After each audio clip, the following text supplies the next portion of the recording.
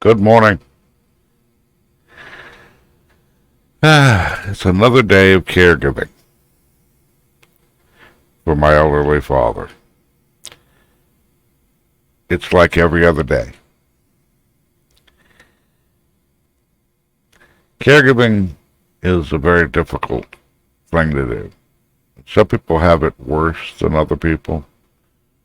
They have to do more that things that I don't need to do yet. My father is pretty self-sufficient in most ways, but he has Alzheimer's and vascular dementia, both. So they seem the same thing, but they're actually two very different conditions. But he has both of them. But he's not as bad as he could be.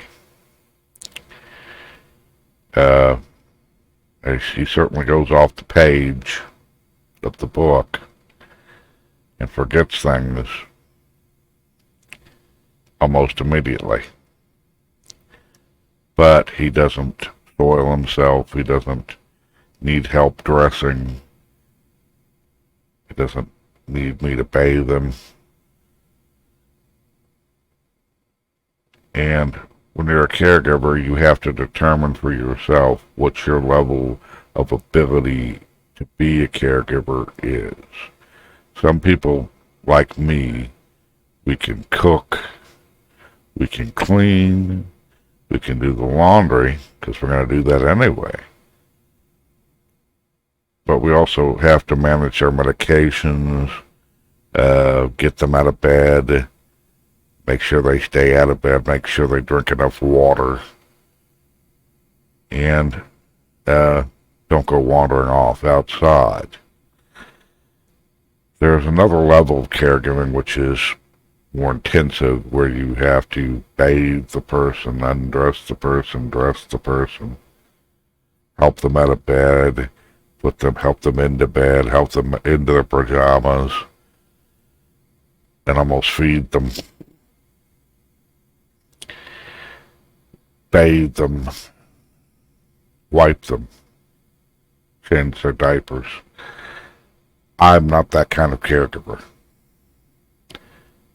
That's beyond my ability up here to handle. And if I began to do that, I would probably lose myself pretty quick. I might be able to manage it for a week or two, but or even a day or two. There are levels to everything, even if you're a caregiver. So when you go in to become a caregiver for someone, you need to be sure of what you can handle, because it's a very difficult, time-consuming, never-ending thing. You no longer are living just your own life, you're living their life too at the same time, parallel. Excuse me. Gotta have some coffee. I'm up early, as I usually am. I get up early in the morning most days, sometimes 5 o'clock in the morning, so that I can accomplish some things, personal things on the computer, interacting with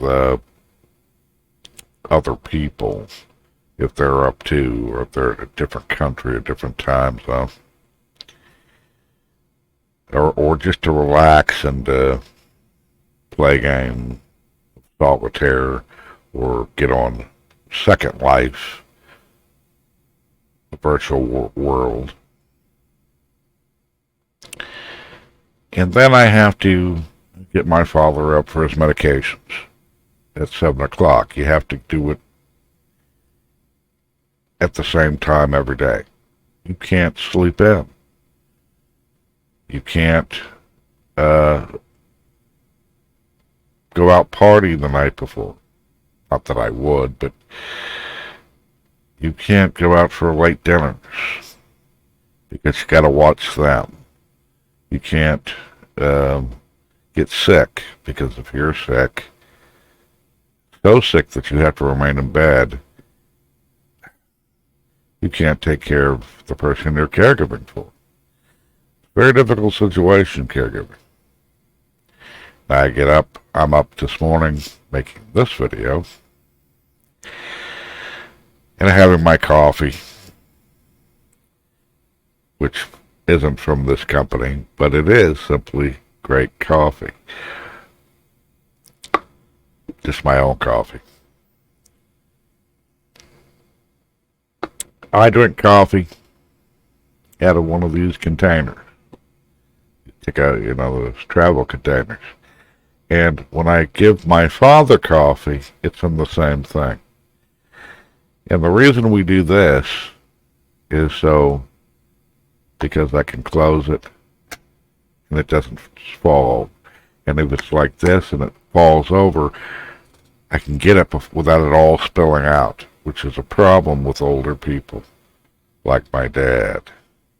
He can knock something over. He can drop it just out of the blue for no apparent reason.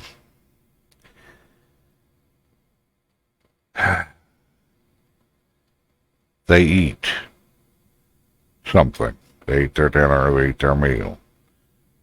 15, 20 minutes later, they're asking you, when's dinner? When's lunch? Well, they're asking you, we have anything to snack on? You just ate your dinner. Did I? These are things that are just part of the daily grind. You just have to go with it. It's frustrating when they forget things, everything. I mean, when they ask you to bring them a cup of coffee, you bring them a cup of coffee, and they ask you, what's that? Well, it's coffee. You just asked for it. Did I? Oh, well, I'm getting old. No, you're not getting old. You are old. I'm the one that's getting old.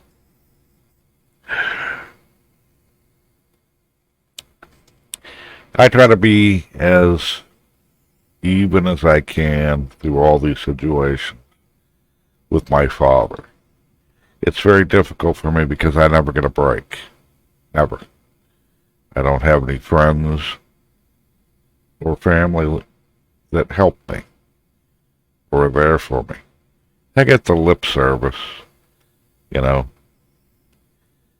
people out of state who say, well, if you need me there, I'll be there. No, you won't. If I get sick and I need somebody to watch my father, you're not flying across the country for the weekend of the week until I'm better. You're not doing that. And I know they're not doing that. They might want to, but they can't afford it. And if they could afford it, they don't really want to. It's a lot of work. And when you have somebody temporarily come to help you, like on family vacations, or not vacations, but holidays if they're here, and you say, can you watch Dad while I go to the store, or I go do something with my friends? When you get back, they've not followed any of the guidelines or rules because they don't understand what you have to do. Or they're totally hectic. I mean, they're totally just wigged out because it was so hectic. They didn't anticipate it being that difficult. They just assumed he'd sit there, and if he needed something, he'd ask for something. Well, he might not ask for anything that he needs.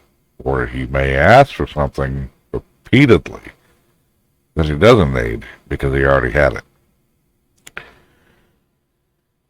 So I have to get up every morning and at the same time and be up by that time to give my father his medication on that schedule. It cannot fluctuate. It cannot go some days 10 o'clock, some days at 8 o'clock. It's got to be at 7 o'clock in the morning. The only days I do modify that is when he has an early appointment, a medical appointment, and I need to get him up earlier to take his medication. And the reason I have to do it that way is because that first water, the water they're drinking, this glass of water, all the way up here, 12 ounces minimum. He needs to drink this because he's been in bed all night. He's dehydrated to the point where he needs this. And if you notice with older people, they will stop drinking liquid and water towards as they get closer to bedtime because they don't want to get up in the middle of the night, wet themselves. Not that my dad does, but wet the bed or something, or risk doing that. So they slow down their intake of water at night from 6 o'clock on. And you have to watch them and make them drink. Keep reminding them you need to drink the water because they can go totally off the page if they get dehydrated. Dehydration for them is a lot different than you and me.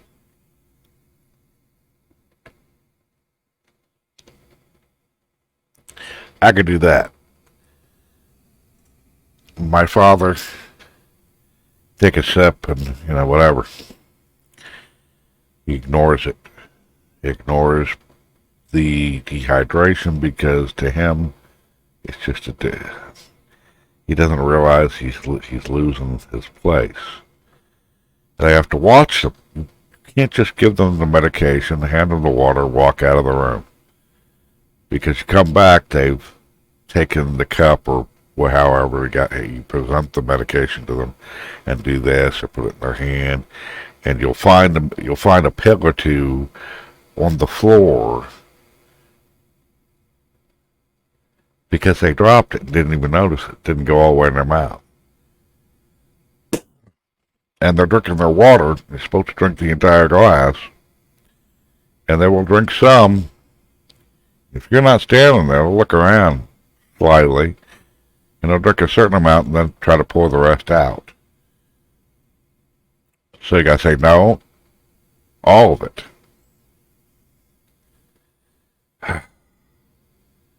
It's like dealing with a child. But they're not a child. They're your parent. Or they're your older relative. They're your friend. They're not your kid. They're not your pet. You have to give them, you can't treat them like they're children. I see a lot of videos and pictures of people who are caregiving who seem to have a lot of family support. They dress they put bunny ears on their parents' heads and they play practical jokes and they're doing all this with an Alzheimer's patient. Maybe they're getting back at their parent for their upbringing when their parent was in charge. Nobody needs to be in charge outwardly. You need to be in charge quietly. As much as possible, not trying to dominate them to let them know you're in charge now. You're the one in charge. Because that can send them off the deep end. Hostility and all that. I see a lot of that in Alzheimer's patients. Hostility, loss of control. They want to be able to do the things they used to do, but they don't realize they can't do that anymore. Very difficult proposition. Caregiving. You have to be really sure you can do it. And like in most families, when families get to this kind of situation, this kind of level, it's always one person who gets it all shoved on them. might be a family. It might be a man, a woman, and their kids. But a lot of times it boils down to the single or the solo family member. The one who has more time and less responsibility. They're the ones that should take this over. Not everybody can be a caregiver. In my case, I can be to a point. But I'm an insomniac, lifelong insomniac, have always been. So I'm up at all hours, and there's some days I can go to bed at 10 o'clock at night, so other days I can't go to bed till 6. But I still have to be up at 7 o'clock to give the medication. I have to be there. Because without that first water, if I let him sleep longer after a night of sleep, not drinking any water, his mind is off. He can start wandering around, he can start doing things. Or he can just stay in bed and remain in bed.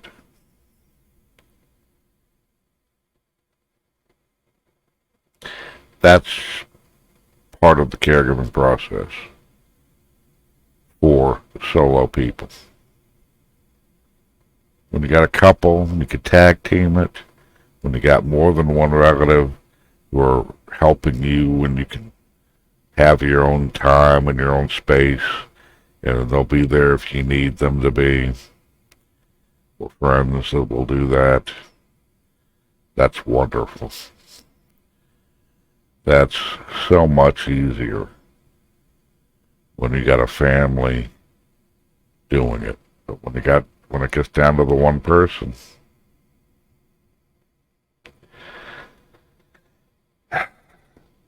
it's a weary existence. I try to make it as fun as possible for myself by doing other things, doing things online, reading, whatever. But I can't really be my dad's entertainment. We were never one of those families that sat around playing Monopoly together. He doesn't like crosswords. He doesn't do puzzles. He doesn't read like he used to because his eyesight is diminishing on top of everything else. My dad's almost 90. These are my days. And these are things you need to consider before you agree to become a caregiver. And sometimes you have no choice. Someone has to be there. You can't just put them off in a nursing home unless they're so bad that they need to be in one. If they're reasonable most of the time, if you don't have to do the changing and the cleaning and the wiping, oh God, that's manageable. When they start wandering outside the house, or saying inappropriate things to people, or going off and being hostile, that's time we need to start considering putting them in a home, a nursing home or something like that, care home. Thankfully, I haven't got to that point with my father yet, but eventually I will have to, either because of physical inability or mental inability on his part and my part. I'm trying to take care of myself, get healthier, because I need to take care of him, and because there's no one else to do that. Everyone's drifted away over the years and are not there anymore. They have their own issues. They might even have, their own people they need to caregive for. Now, early, my eldest sister, she she started having major health problems. She broke her ankle, and it progressed from there to a lot, to very bad things I don't want to get into. But she got to the point where she needed to be put in a care home for a while, for years. Then she got out, got her own place, and then she went downhill from there. Everything has progressed worse. So I tried to do both my father and her, caregive for them both, be there for them both.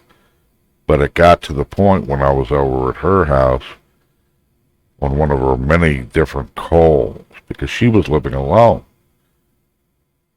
And when she was alone, she lost a place on the page. Sitting in front of people, engaging other people, talking to other people, she seemed lucid and all there. But once she was alone, she started going off that page. And she was not taking her medications, wasn't eating right, was doing weird, things. She'd end up on the floor and couldn't get up. EMS would have to be called 3 or 4 times a night. To the point where EMS was called, told me last time, we're not coming back. She needs to be in a care home. She cannot live alone. I tried to manage 2 people in 2 different locations as a caregiver, and I couldn't do it.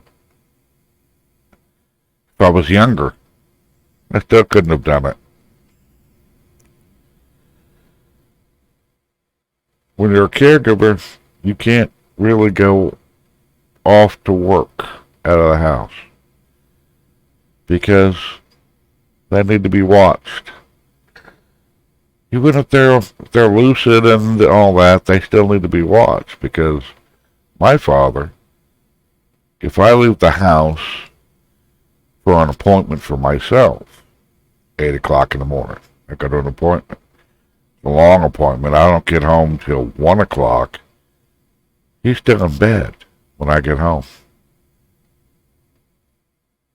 If I break down on the expressway, and I'm there all day, if I get home at 4 o'clock in the afternoon, he's still in bed.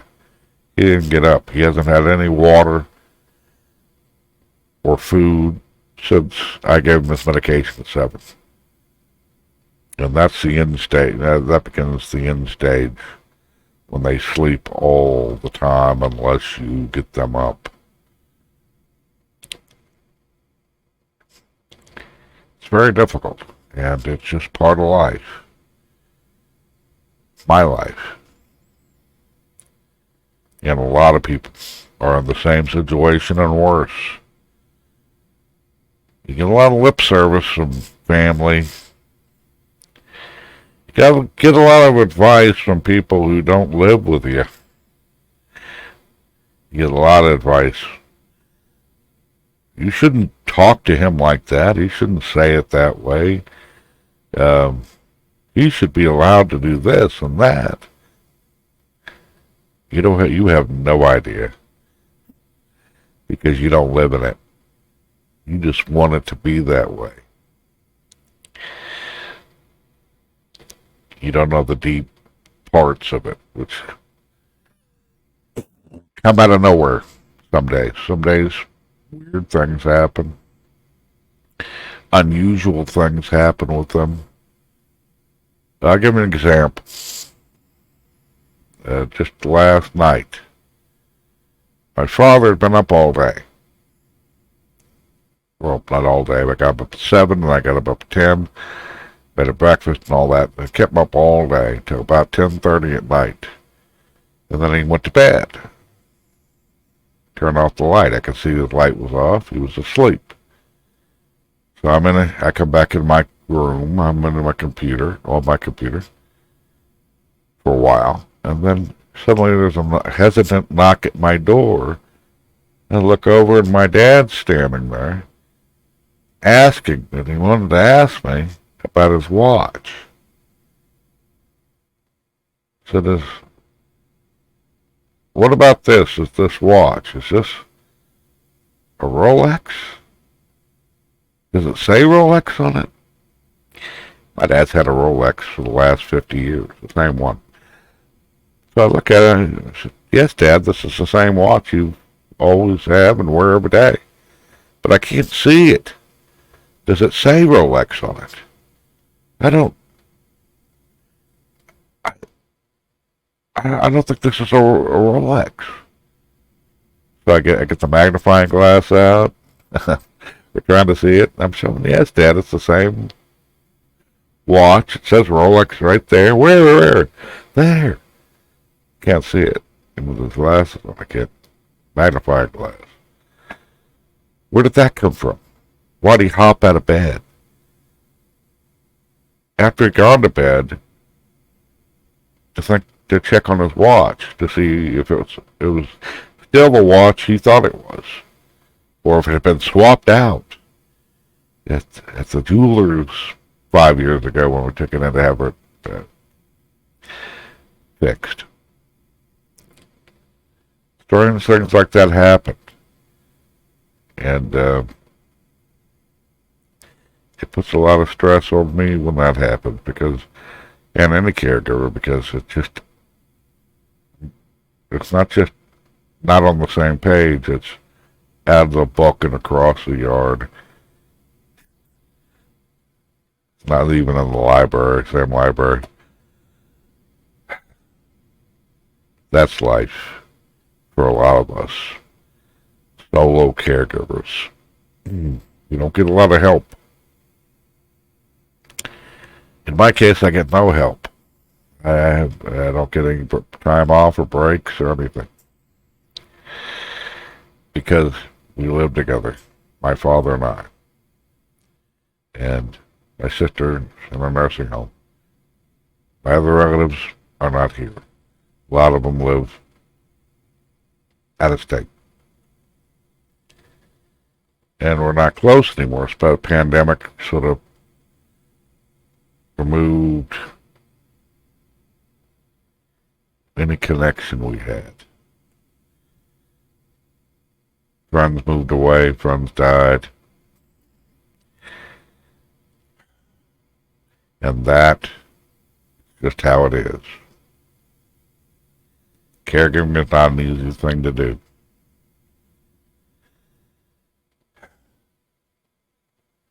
But we do it when we can, for as long as we can. And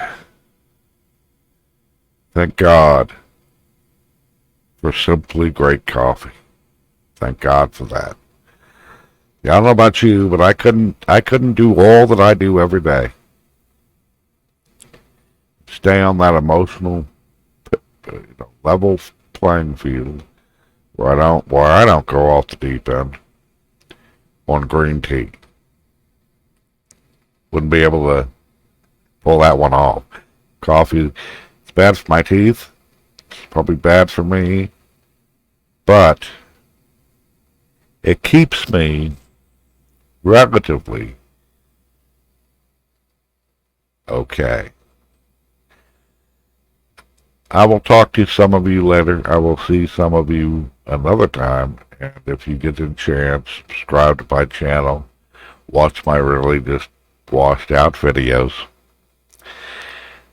The faded videos of the faded man. But I'm still here. Goodbye.